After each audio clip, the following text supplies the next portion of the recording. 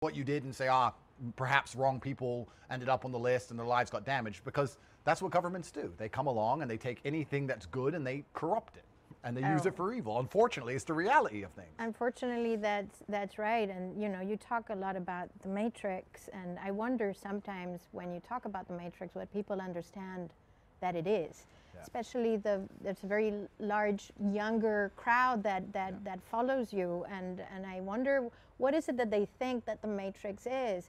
And you were just talking about deceit, and the Matrix is just a system of control through deceit and debt. Yep. And unfortunately, people don't understand how the mechanisms work, because we are never told how the financial system works. Correct. Or who creates money or how. Correct. And so it's like playing a game, not knowing the rules. Correct. You're bound to lose. I mean, imagine me trying to play chess with you. I mean, I'm screwed, right? Like, I'm never gonna get my head around. So, and that's where we're at. We're at a place where society doesn't understand what is happening, why it's happening, who's doing it, why they're doing it, but we're slowly just moving closer to the slaughterhouse. And so what I feel that I have to do, and I don't know why I felt I did, but like I said earlier, I have children, and so I feel it's my responsibility as a mother to do whatever it is that I can, right? And education is a joke. So I think it's very important that we inform people, because it's only through information and knowledge that we stand a chance. It's just that it's everything that surrounds us is fake, it's a lie, it's deception. Completely agree with you. And you nailed it when people say, why do you use the term The Matrix? I say, in the movie The Matrix, you're living in a false version of reality, a version of reality which is completely untrue, and it's designed to distract your mind long enough for your body to be abused. That's exactly the version of reality we live in today. And people don't understand that all the systems they believe in, all the systems that keep society functioning, the educational system, the financial system, the judicial system, the medical system, you name the system, is corrupt head to toe. Before COVID, I almost had faith, at least in the medical system, to a degree. I understood it was financially driven, but I thought doctors want to save people in general. Until they came along with this vaccine, and you realize that even that is corrupt to the core. Today, as we make this podcast, they've announced they no longer give out the AstraZeneca vaccine. No, now they no longer give it out. Funny that. But I have to ask you, because I'm very curious what your first awakening is. Like, what was the first thing that just flagged to you before you realized that everything is a lie? Is there a first thing that just triggered you, or did you always just kind of know? No, there's always something that triggers it. And it's was it when they put my name on that list? Like, no, not Andrew. Not him, surely. He can't buy Bugattis. I'm afraid not, Andrew. I'm sorry. No, for me, it was a bit different to perhaps most people. Most people wake up with things that happen outside of themselves and their lives, you know, like a big political event, or 9/11 was a big wake-up call for a lot of people. For me, it was a personal event in my own life, and it was the breakup of my marriage really, really shook me, because it was not something I thought would ever happen. I'm of that generation that when I get married, I thought it was going to be forever. And so it really shook me badly, and it led me to ask myself all sorts of questions, like, well, how did this happen, and who is he really, and what did I do or didn't do, or why are we here, and what is the meaning of life, and what is the purpose of it all? And it snowballed into asking myself all sorts of rather fundamental questions that I think we should all ask ourselves at some point in life, because it's part of evolution. If you never ask yourself, what is this all about? Correct. Why are we here? Who are we? You know, and so for me, it was a very slow, gradual snowballing of asking questions, almost like, you know, little kids say, why? And then you give them an answer, say, but why? But why? So that was me. That was like, what on earth is really happening, you know? But it was very much a personal event in my life that shook me so badly to the core, that led me to ask myself all sorts of questions about men, about women, about relationships, about sex, about life, about government, about, you know, like, what is going on? And so that's what did it for me. And slowly but surely, I got to where I am now. Not that this was planned. The fact that I'm even talking to you here, it's like, how did I even get here, you know? Really. But I started talking at the beginning of COVID, simply because being awake since 2012, slowly, I figured this vaccine is bad news. Completely. And honestly, my driving pull at the beginning was just saving people from taking it. Yeah. That was like my focus. Is like, please, please, let's be a little intelligent about this, right? This is experimental genetic therapy that everybody's suddenly accepting without questioning, without investigating. With Did you lose faith in humanity during COVID? I did a bit. I've been working at it since, because I did, and I think COVID was actually. It was a plan to achieve a number of things. Yep. But I think it was also a test to see how stupid we are. Compliance test. It was. It was a test to see how gullible we are, yep. how really not thinking straight how easily we can be scared, when they feed us enough fear. Yeah. And fear is their main weapon of control. Yeah. Because people lose their ability to think critically, right? Correct. And so it's easy to maneuver people. It's like, oh, go down this road. Yeah. Oh, there's lots of houses over there. Never mind. Just keep going, right? So everything hit me at the same time. And that's when I started writing and talking. And here we are. So let's start at the beginning before we end up where we were. Because you say you awoke in 2012. COVID was a bit later than that. What was the first issue you looked at and thought, this isn't quite right? This isn't the way things are supposed to be? And is there a time, I got another question for you, is there a time in recent history you felt was relatively pure? I looked at a video the other day and it was high school in the 1990s. And I know that fiat currency existed and the industrial military complex existed and all this stuff. But when I look at those old videos from like 1993, 1994, life looks a lot purer. It looks a lot less satanic than it is now. Yeah. And I'm thinking, that's so recent. Fair enough, the control mechanisms were still in place, but I don't know if it's a smartphone, I don't know if it's TikTok brain, I don't know what it is, but things have just gotten so much worse so quickly. So quickly. So what do you think the 80s and 90s were a relatively pure place to raise your children in the Western Hemisphere? Well, I don't think they were pure, but they were less demonic than they are now, that's for sure. And it's funny that you mentioned the word satanic, because let's face it, we are living under a very satanic psyop. Yep. And it really is. Completely. And I think it's important that people understand Satanism. Because if you want to win any war, any battle, and you know this much better than I do, you need to understand your enemy. Absolutely. And so I started looking into Satanism as a religion. I thought, well, clearly the people in control, underlying, they're signed up to this. Yep. So what is it? And the four pillars of satanic religion are self-preservation. So it's me, then me, yep. then me. Grandmaster Flash is the message, where basically they were saying, it's like a jungle sometimes. I wish, I wonder how I keep from going under. The whole root of what that song was basically saying, look, these are the problems here. And here we are 10 years or plus later, the problems are still there, and the intensity of the music has built to the no hope, the I don't give a attitude. How did we get from Grandmaster Flash, the message, to where we are now in hip-hop? Again, you have to be logical.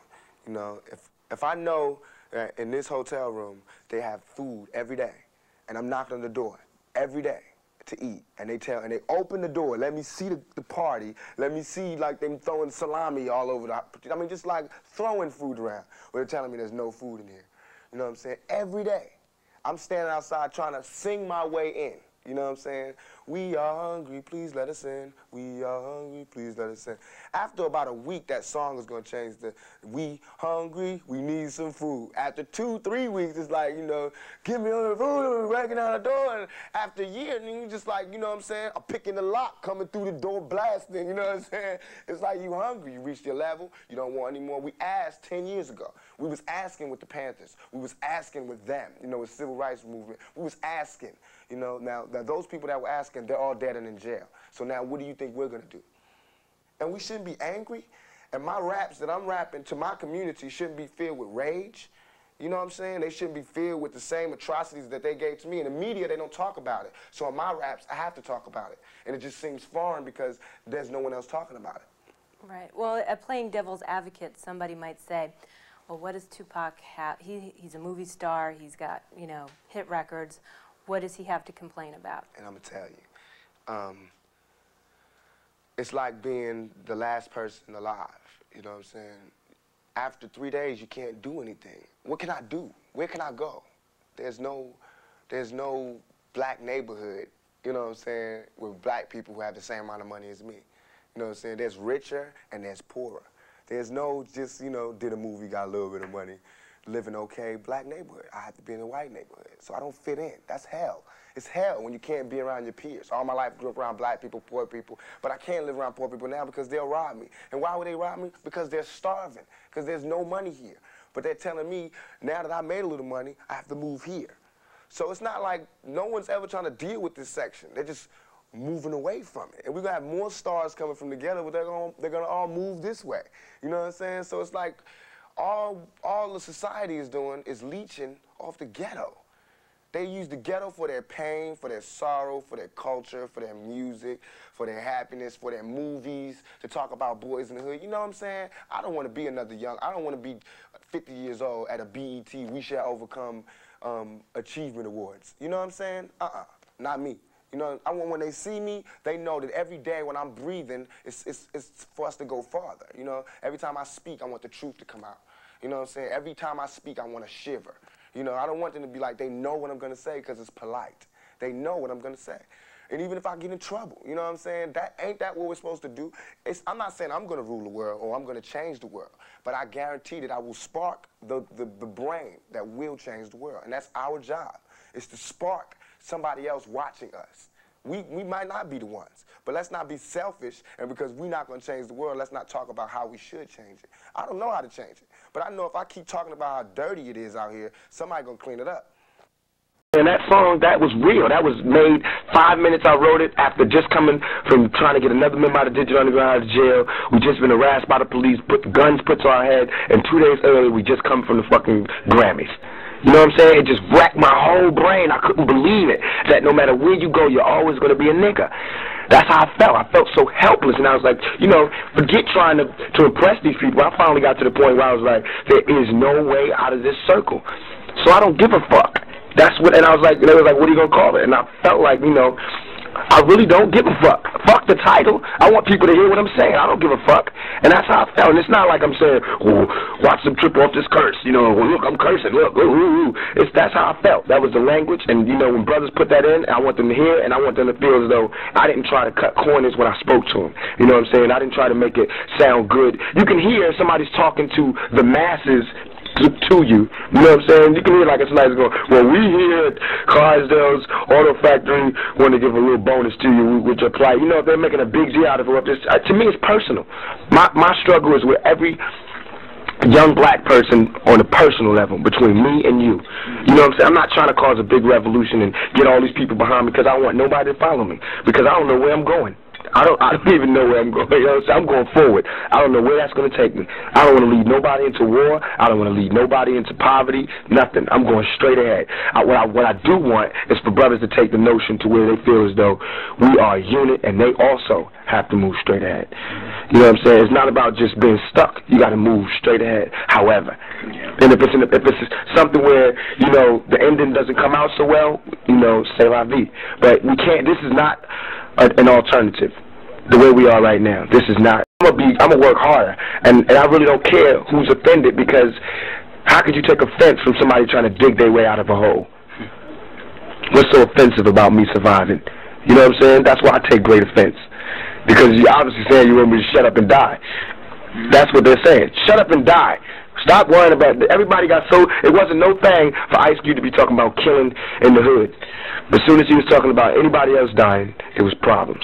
And I'm not saying that Ice Cube is the Messiah, because, you know, he's wrong for saying kill a Jew, because a Jew didn't do that shit. Let's be realistic. Just like it wasn't white people that beat me down in Oakland. It was 2 white cops. 2 white crooked cops. That's what that was. And just like if he feels like that's one person, we have to be more realistic about our enemies. It's easy to say white folks is evil. That's easy. But then you're leading us into more of a slaughter, because we're going to find out all white folks ain't evil. And the black folks going to be dicking us. And you can't say that all black folks is inherently lazy and evil, because that's not true either. And you have to, and I like to stand up most for black folks because we have more problems. You know what I'm saying? We have more conditioning. You don't ever hear about anybody telling you about white folks wasn't allowed into this place. Never. They never had that problem. I did. So I have an upper hand. And you can't tell me I don't. You know what I'm saying? Just like when America beat Great Britain for their freedom, they had the upper hand. because they wanted their freedom by any means necessary. That's what scares America so much. They see them and us, except we have the right of cause on our side now, and they see that. They see themselves in the position of the oppressor, and they know what happens when an oppressed people fight the oppressor. The oppressed always win, because God don't like ugly. You can ask Roberta Flack about that.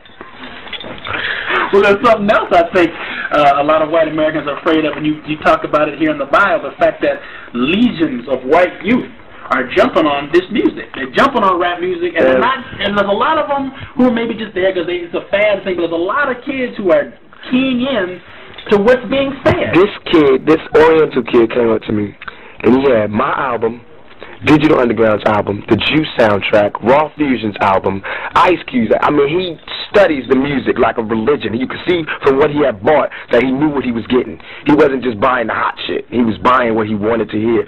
That impressed me so much. I felt like, you know what I'm saying, we are in a position to where as we can change the world. We really are. We are the rock and roll of today. You know what I'm saying? We are in a position to where the whole world is listening to what we have to say. And if we want the whole world to hear us saying, you know, come here, bitch, give me some pussy, that's fucked up. That's a fucked up mirror image of where young people are today. Because I don't think we're into that. Because AIDS is killing us off. And I know, because I ain't getting it all, so I don't know who's getting it all. That's what I'm saying. It's just like we really do have an emergency to deal with. I love the fact that I can stand in the crowd. I can go in a white neighborhood now and have peace, except for the police, with the young kids.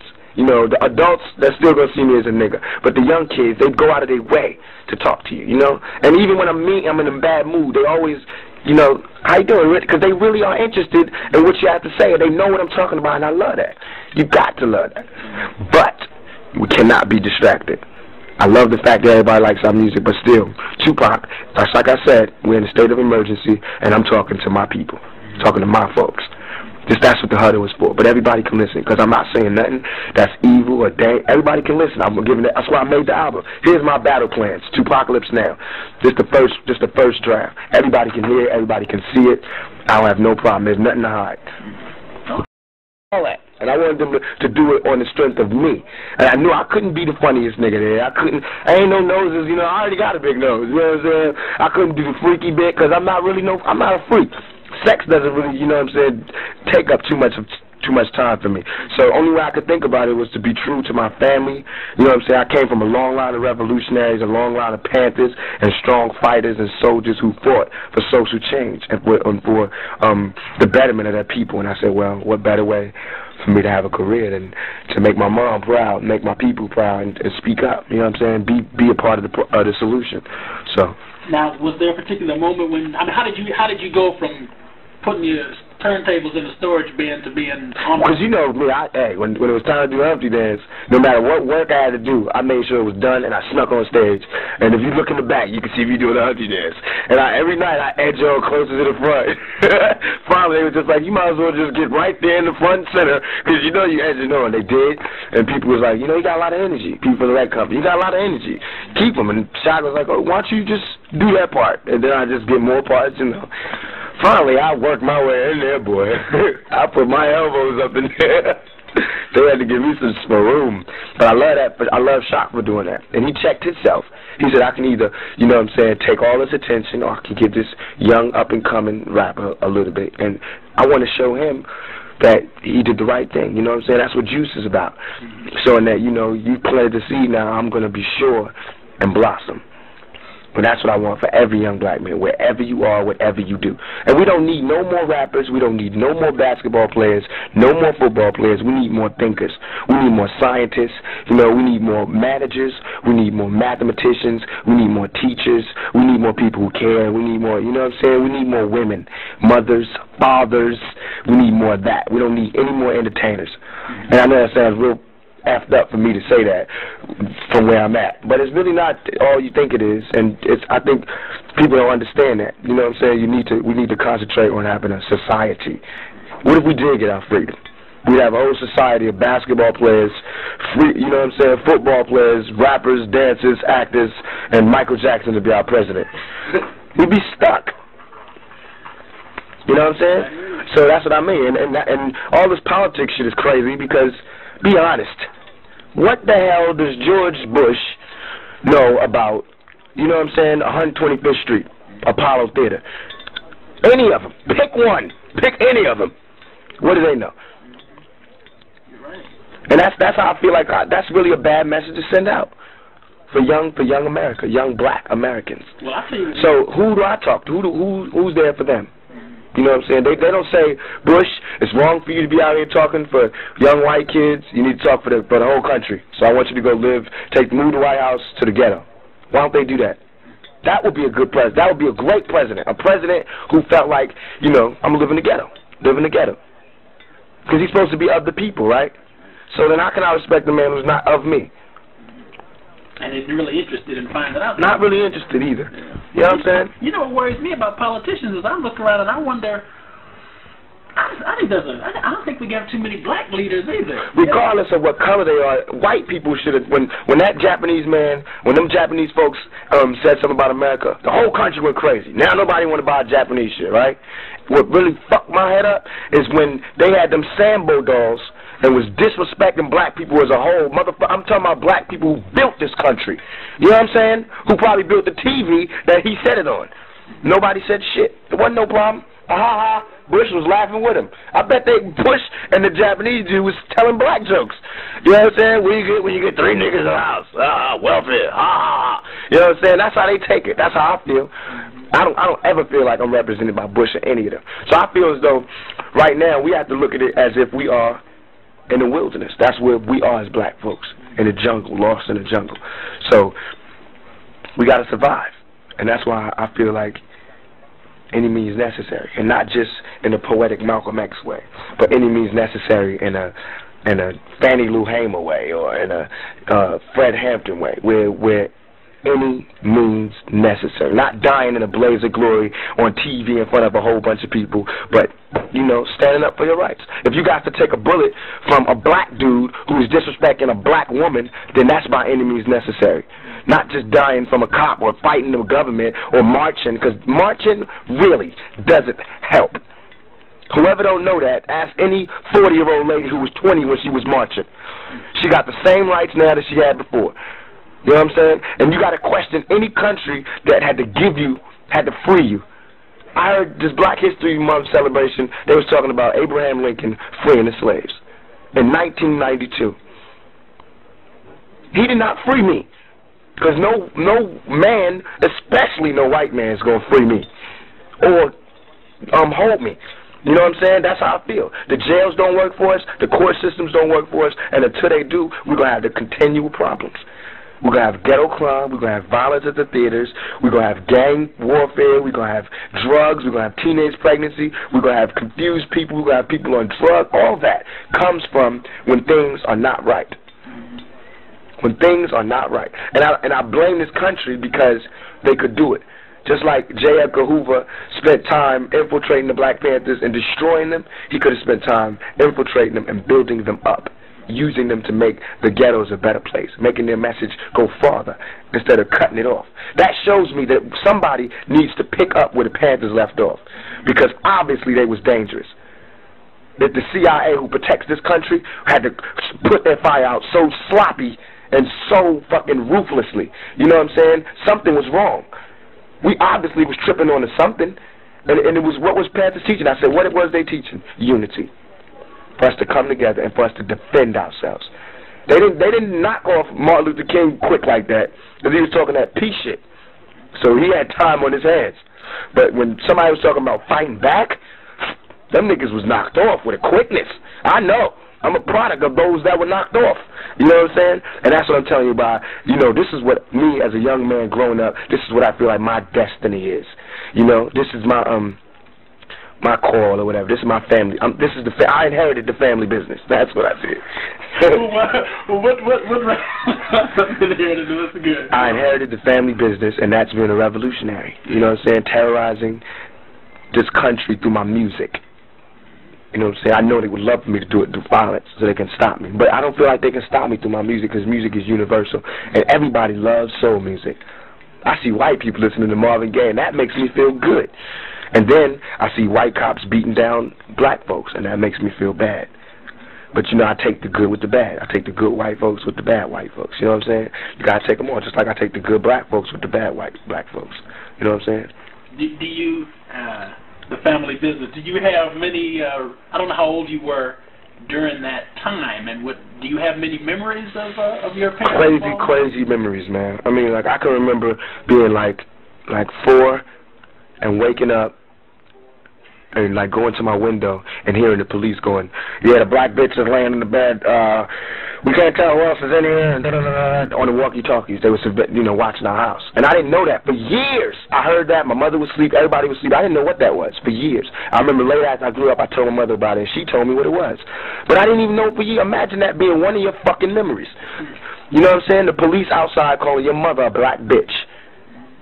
You know what I'm saying? That's really not good. That's not good. What America doesn't understand is that they say that black people are, you know, lazy, unintelligent, but to me, America is the dumbest motherfucker out here, because how could you not study your own history and not see the fate that you prepared for yourself?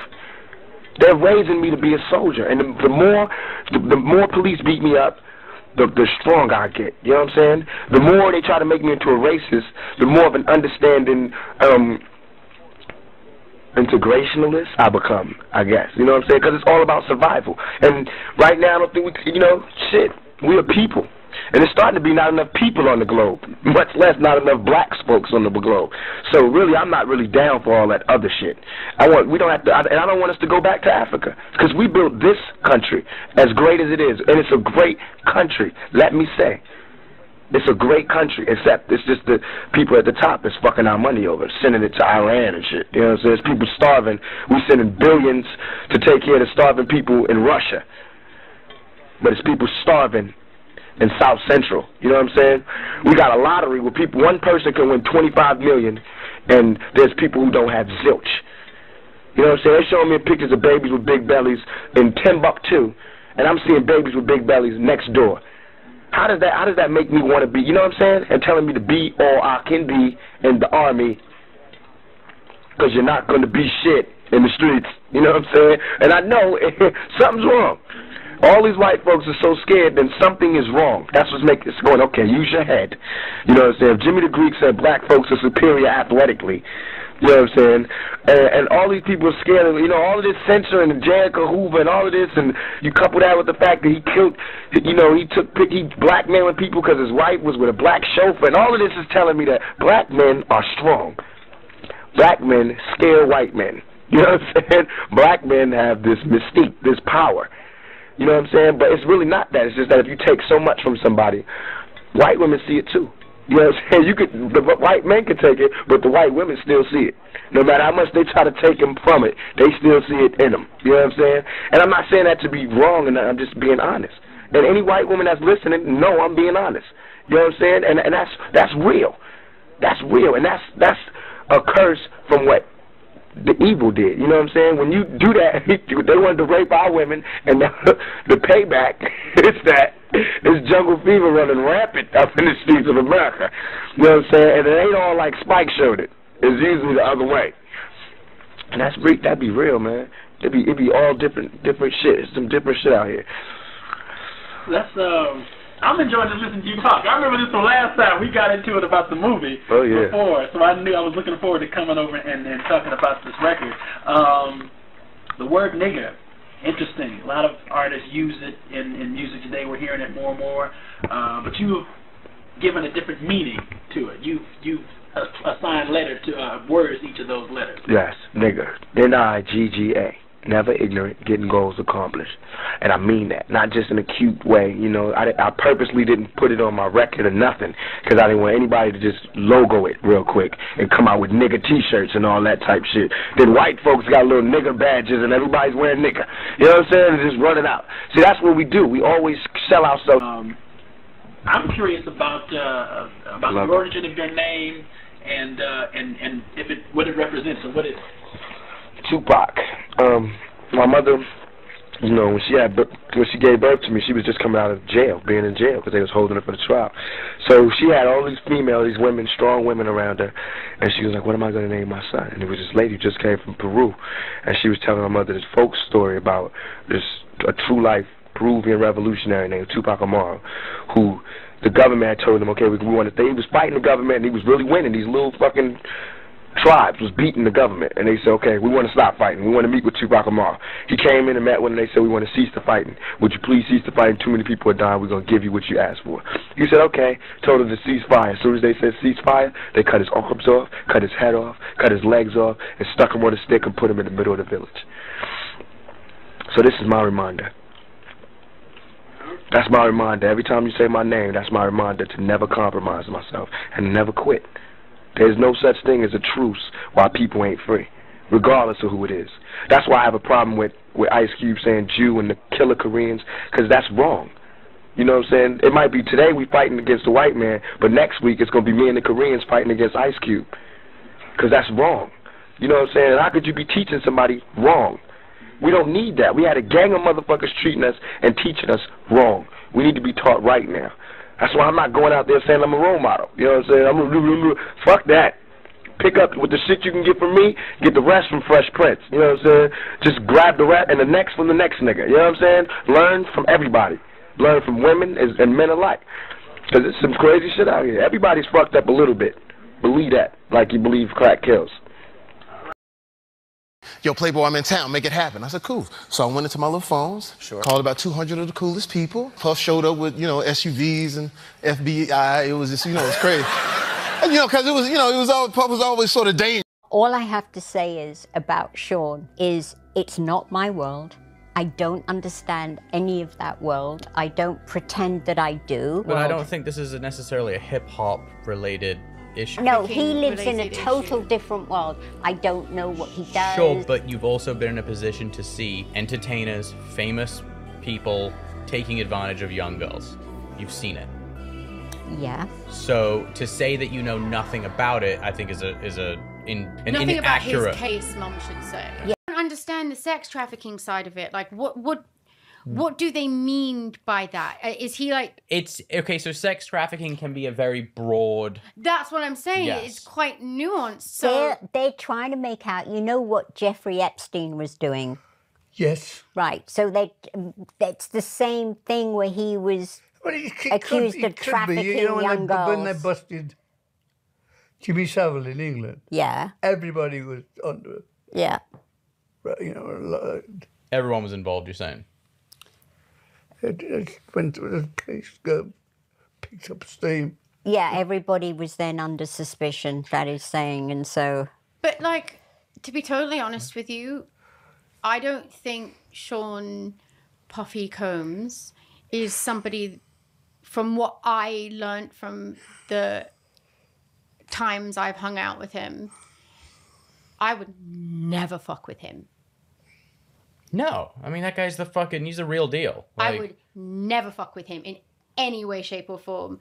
We're talking about something that we don't know. We have nothing to talk about. I mean, we don't have anything to do with any of the subjects we've talked about, but well, it's good to have everyone back together. I think moving forward, we maybe might not do a podcast where we talk about other celebrities, because clearly Dad doesn't like that. I respectfully disagree, because people don't want to hear us just talk about dogs and like... I had that with P. Diddy. I went over to say hello to P. Diddy. And Jay-Z was there, and Leonardo DiCaprio was sat at the All right, I think you've dropped enough names. Okay.